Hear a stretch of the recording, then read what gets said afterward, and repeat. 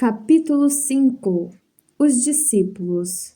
Frequentemente era nas proximidades de Carfanaum que o mestre reunia a grande comunidade dos seus seguidores.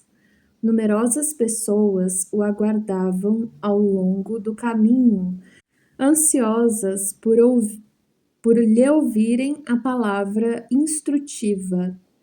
Não tardou, porém, que ele compusesse o seu reduzido colégio de discípulos.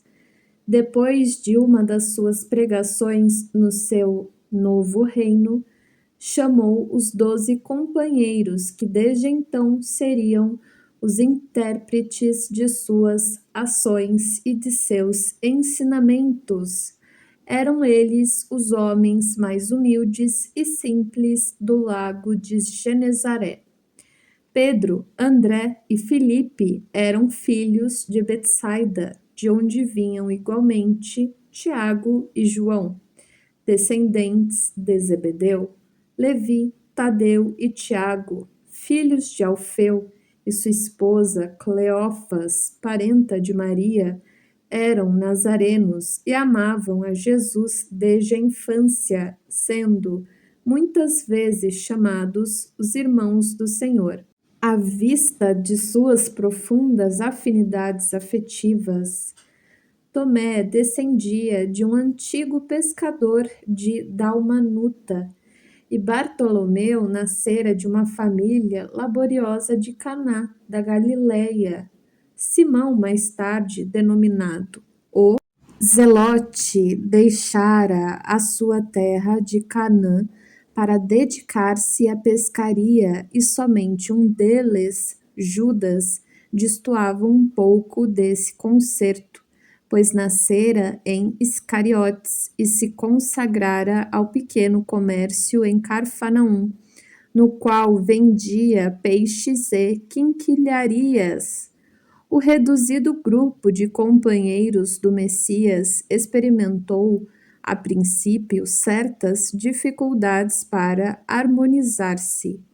Pequeninas contendas geravam a separatividade entre eles.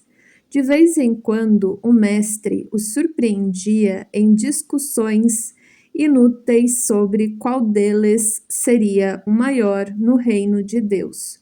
De outras vezes, desejavam saber qual dentre todos revelava sabedoria maior no campo do evangelho.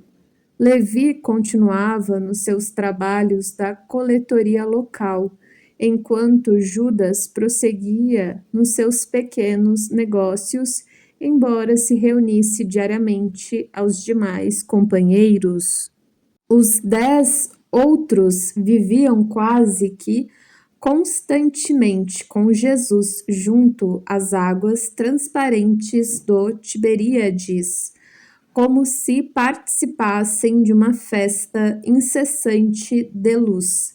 Iniciando-se, entretanto, o período de trabalhos ativos pela difusão da nova doutrina, o mestre reuniu os 12 em casa de Simão Pedro e lhes ministrou as primeiras instruções referentes ao grande apostolado. De conformidade com a narrativa de Mateus, as recomendações iniciais do Messias aclaravam as normas de ação que os discípulos deviam seguir para as realizações que lhes competiam concretizar.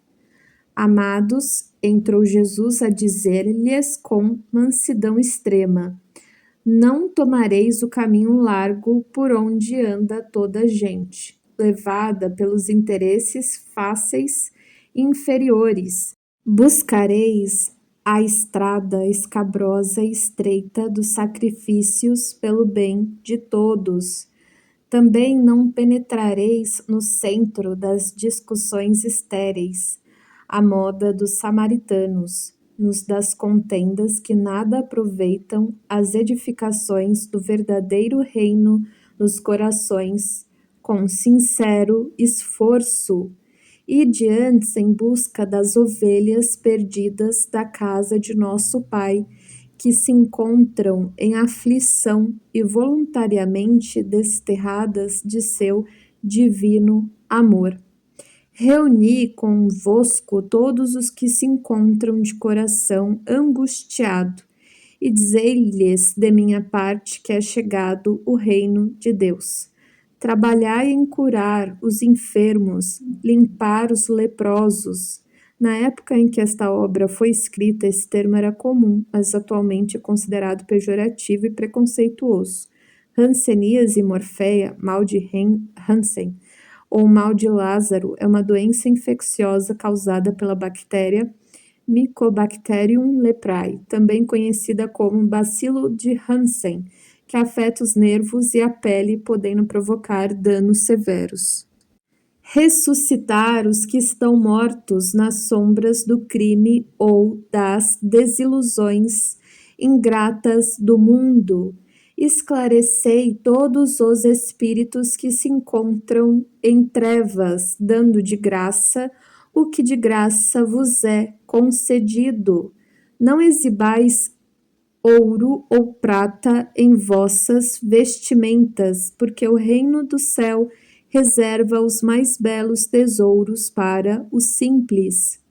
Não ajunteis o supérfluo em alforjes, túnicas ou alpercatas para o caminho, porque digno é o operário do seu sustento.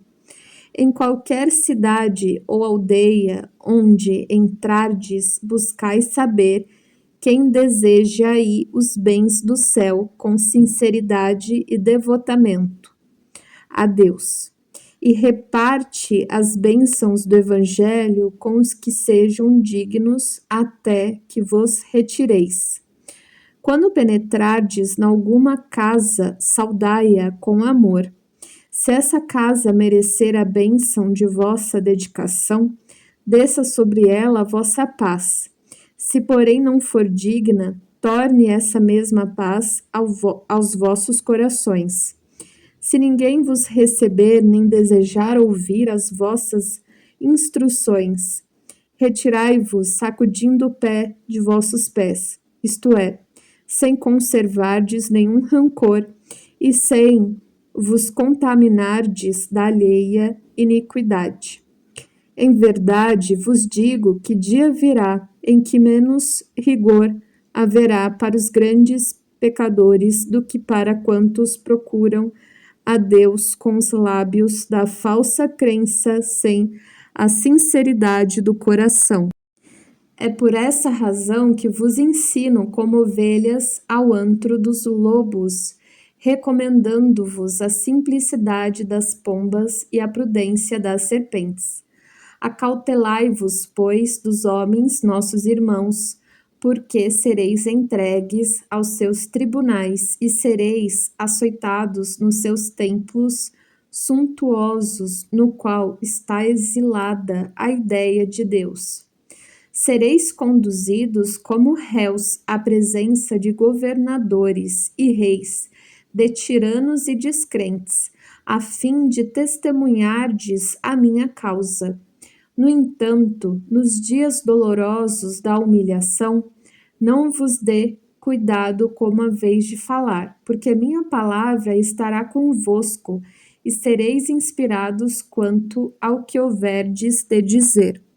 Porque não somos nós que falamos, o Espírito amoroso de nosso Pai é que fala em nós.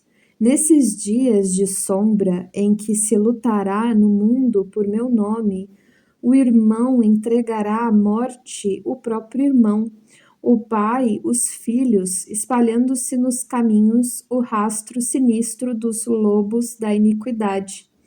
Os que me seguirem serão desprezados e odiados por minha causa, mas aquele que perseverar até o fim será salvo.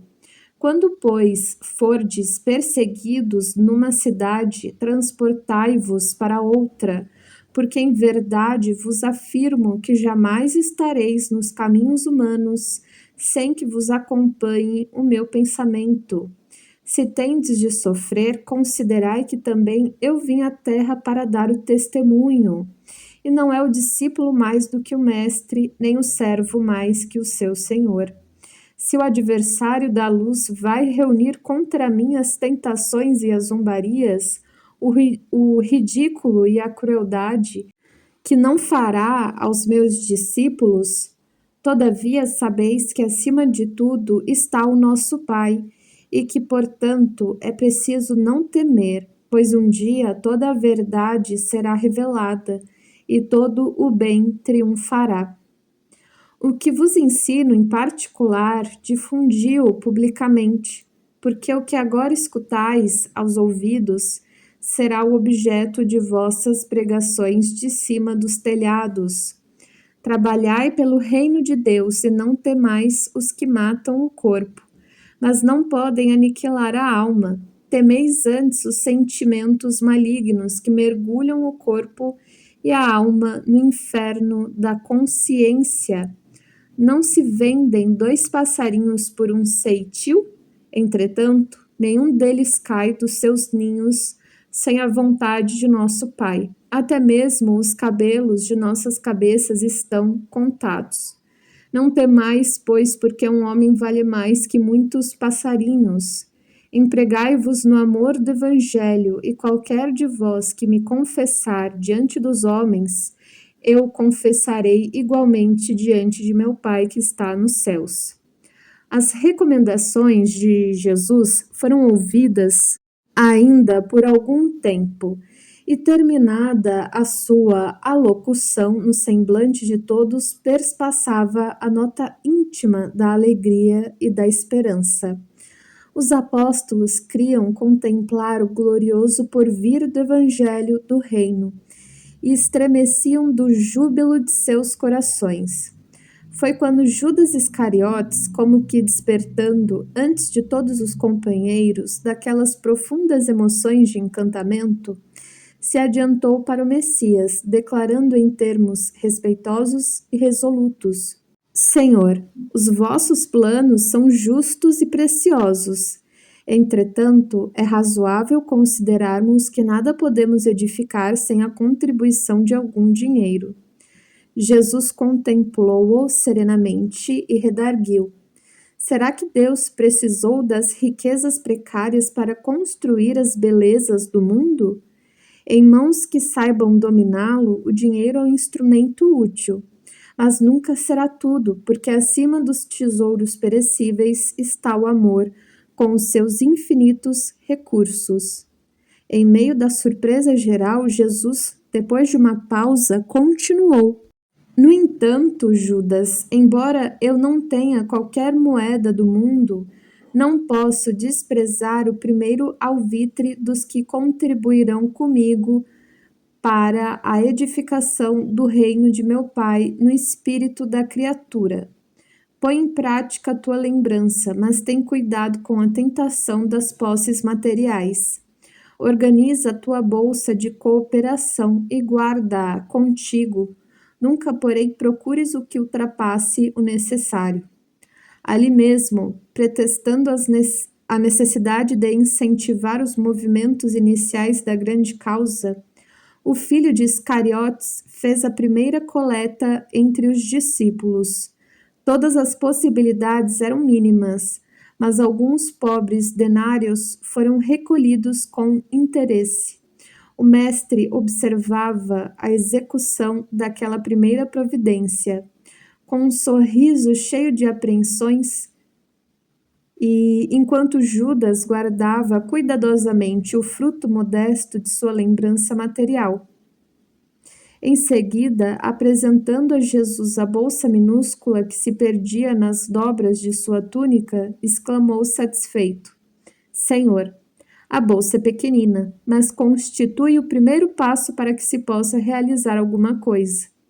Jesus fitou-o serenamente e retrucou em tom profético: Sim, Judas, a bolsa é pequenina.